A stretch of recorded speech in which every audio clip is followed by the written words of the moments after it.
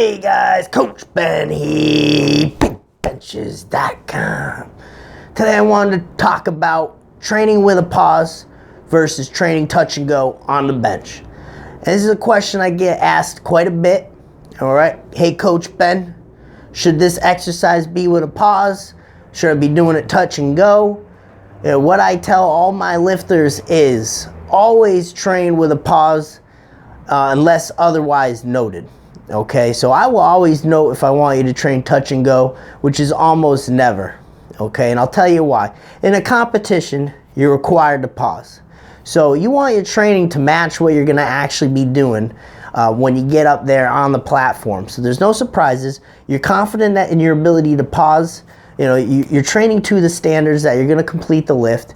And again, it's a different type of training effect. When you're doing touch and go, you're catching that stretch reflex, all right, versus when you actually pause, now you actually have to control that weight down in that period of time.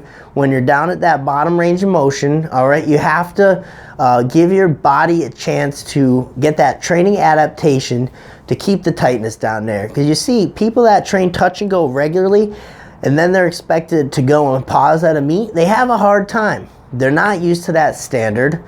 All right, they often get red lights for trying to beat the call, you know, and it's a really rough go. They have a hard time with bar path. We'll get into that as well. But again, always train with a pause. All right, only time I can really see you doing touch and go, more or less, would be, you know, some type of burnout rep out set where, you know, it's the end of the workout. You're just trying to, you know, get a little extra chest pump in, kind of kickstart recovery. Or if you're actually training for a touch and go competition, where there's a lot out there, you know, where you're trying to do 225 for reps, it's going to be a little bit different battle, and you want to train specific to what you're going to do. All right, but for the most part, train with a pause, train with a longer pause. All right, so if you exaggerate the pause, you're going to get even stronger in that bottom range. All right, so that when that pause comes on meet day, you're ready to go. Okay, and I'll tell you why too, that it's so valuable. And believe it or not, when you get that bar down, you pause it, you're going to have a much better time with the bar path. You're going to be a lot more controlled, and you're going to find if you train with a pause long enough, it's actually harder to do touch and go. All right, I kid you not. Train with the pause regularly for a year and then go touch and go and tell me how that feels. It's going to be a complete game changer if you stick with pause reps for a very long period of time, because now you have more control. You're going to have control coming down. You have more strength in the bottom. That's huge. More strength in the bottom. You're going to be able to control your bar path more effectively from that point. Rather, touch and go, you hit down, you don't have a lot of control where that bar is going. Max effort weight, if it takes you this far one way or this far the other way, we're talking that much, guys, that's going to be a game changer. That's a game ender right there. Just that much in either direction. When you have a good strict pause and you're precise, you're able to throw that bar back. You know, I put out a quote on Instagram the other day.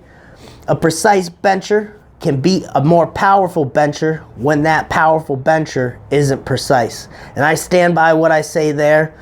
Precision always can beat power. We hear that term a lot, you know, in fighting, hitting your spots. But make sure too, when you're benching, hitting your spots, control gives you the ability to fire back where you need to. All right, so my recommendation to you, train pauses all the time. Train specific to what you're going to encounter in your competition.